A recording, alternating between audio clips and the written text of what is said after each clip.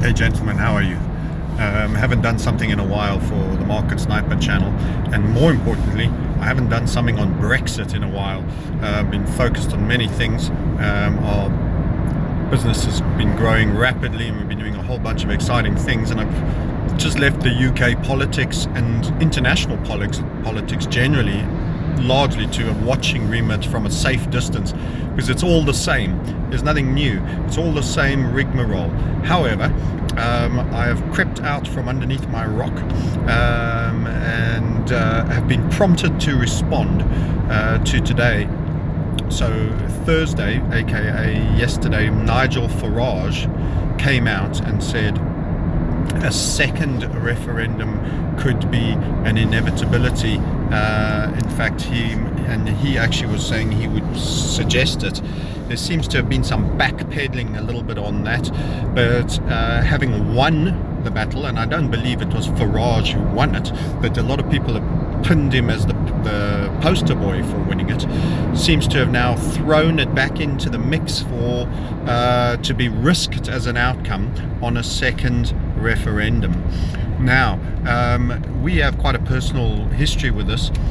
When the bookies had it as 1:8 that Remain would win, we called them out and said we actually expect Brexit to win, and that people have underestimated the sense of fury, indignation towards the Eurocratic elite and their 300,000 lobbyists that fawn around them and quaff them full of wine and 5-star meals in Brussels to entrench the existing corporations in their powerful positions and make it virtually impossible for SMEs to compete with ever huger list of requirements,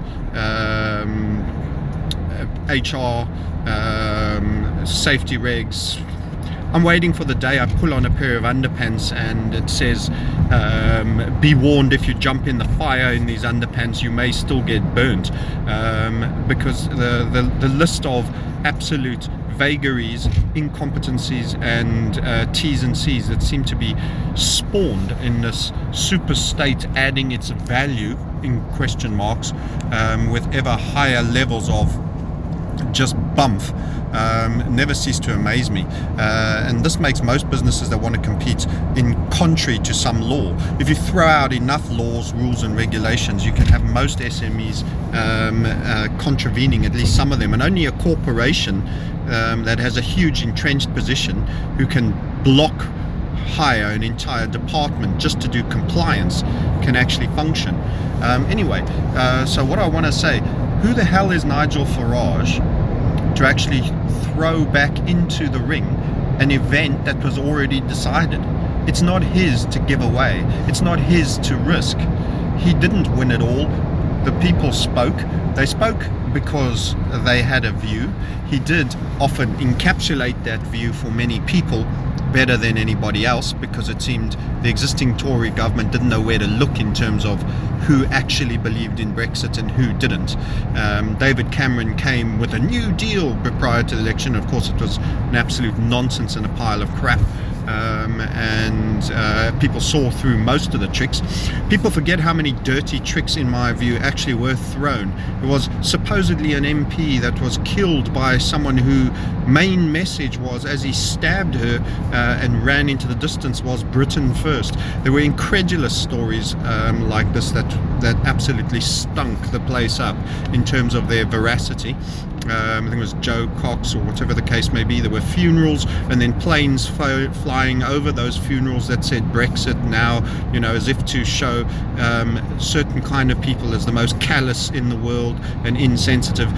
You can make what you want of those events. I'm not sure what to believe. I have my suspicions, as I do with the control structure, but they pulled all the stops out. Rothschild even wrote in his own newspaper, the Financial Times, and the Reuters wire, that is his little mouthpiece, was squeaking like a rodent in terms of all the things that would be lost and all the heavy aspects that would befall us. Largely, most haven't, apart from the fact that Mark Carney tried to kill the pound and printed more money and did all of these things that largely seemed unnecessary, and the pound is actually rallying today on this potential news, once again meant to indicate that, you know, the currency sees it as a positive thing, that if we were to stay in the EU, the currency sees it as a no it doesn't, no it doesn't, no it doesn't, no it doesn't. People that try to tie the financial markets to justify their political opinions fail to understand financial markets. I trade them all the time, and the pound was set up to do that a while ago, actually. Anyway, the long and short of this is Nigel Farage is starting to maybe look like a controlled hangout who's going to be the one who gives them a second chance, and then it all goes wrong, you know. And how was I to know? Let's be clear, the one thing that you can't help but notice as a trend is when you vote wrongly in terms of the EU, you always end up getting to vote again. So I, in my predictions, say there will be another vote. There absolutely will be, because the control structure didn't like how you voted the first time. There absolutely will be another vote, and they'll be ready for you this time. And the media they're going to throw at you, potentially the vote rigging that I would anticipate that they will throw at you, will be unprecedented. They realized they goofed and they didn't pull out all the stops. They realized their internet polling of generation millennial didn't capture the depth of resentment in the older community. It led to horrific ageist comments, meaning these people are voting and they'll be dead by the time the consequences come down the line, and I'm going to have to live in what they've left to us. All kind of statements which were absolutely disgusting. Those people that were dead, that will be dead according to them, fought in wars to maintain Britain's independence, and are as Title II of you as people who have not constituted or contributed a single pound in tax while they collect their free university and schooling ad nauseum.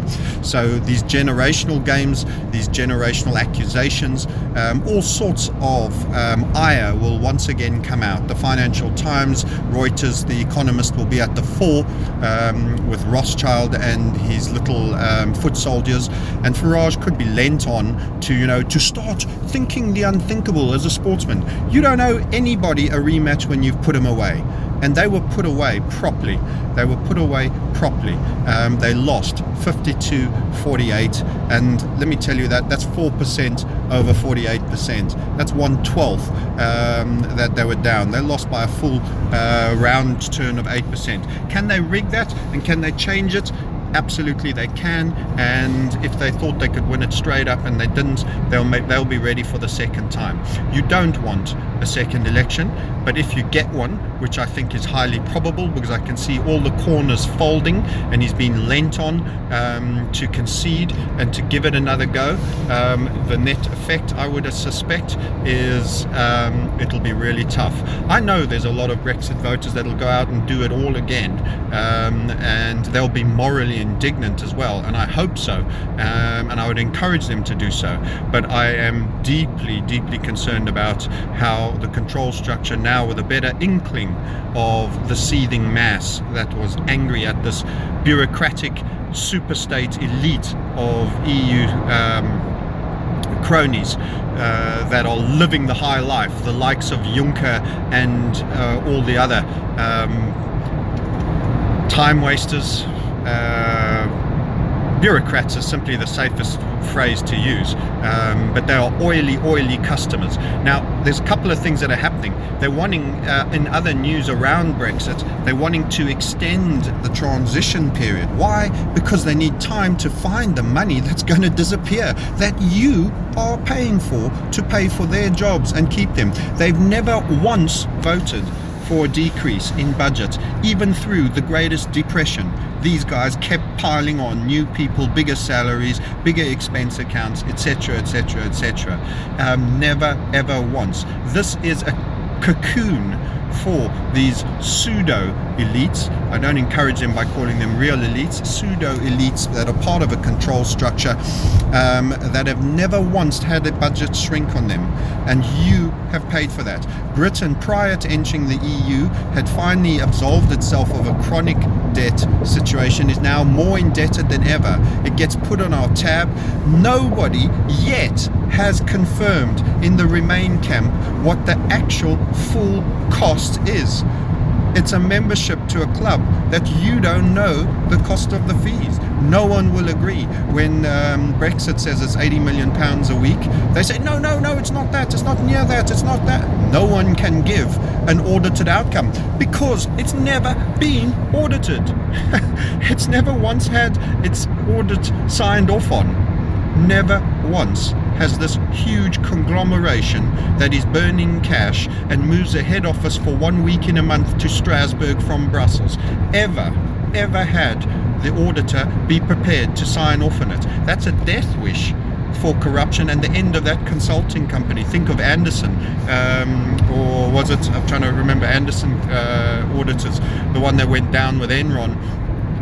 You are absolutely can't sign off on what is essentially like a Pentagon's black hole fund for dark ops. That is essentially what you're signing off on, a bureaucratic version of that.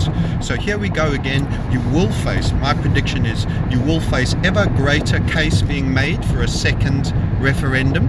The question will be tweaked to make it slightly more confusing and or ambiguous. You want a full removal from being forced to take anybody from the EU into your country. You want to be able to select your own and determine your own immigration policy, and you want a full normal trade agreement. We buy their stuff more than they buy ours. They need our purchasing power, plus they need our huge contributions that we've been paying. So don't be fooled by the macroeconomics just because the area zone has got more people and is a bigger space. And you'll be threatened with, oh, you're going to pay a levy if you don't every time you go on holiday. Believe me, it'll be cheaper even if they levy. And if they do that, they will find more people going to Egypt, Turkey, etc. and surrounds. You won't be able to avoid certain European trips, of course, but they will punish their own tourism industry if they do that. But all sorts of threats are coming your way, and a new referendum are coming your way. And I will assess as this develops what I think the outcome will be, but this time round the control structure will not want to be beaten. And remember, they always get another go when you vote wrongly. Ask the Irish. They always get another go when you vote wrongly. 2 times the Irish gave the wrong answer, and then when they were on their hands and knees at the banking collapse, the question got put again and it was said, otherwise you're on your own and you will, your banks will collapse and you'll be in absolute mayhem. How do you answer the question now? This is called the gun in head democracy. The gun in head democracy, and the gun will come back to your head, and you need to decide how you're going to stand for this. That's my prediction on what's coming. There will be another referendum, and the mayhem and the one-sidedness in the media will be epic, and there will probably be other events, what I call events of roguish racism or potential faux murders and things, all being clearly pan-labeled on this extreme right fringe that are people that are Brexit. Remember the damage that's been done to the southern Mediterranean states by this EU state, this fascism, this German fascism and Nazism, that is economic Nazism, that is absolutely laid Italy, Spain, Greece on its knees, to name a few, and whose youth are facing 25 and 40% unemployment across their countries over there. That is the gift of being in this straitjacket of EU-ness. Anyway, this is Francis coming at you on the great Brexit narrative. It was never going to be easy getting away, escaping. You can check out of this hotel anytime you like, but you can never truly leave. That is the Hotel California, aka the EU.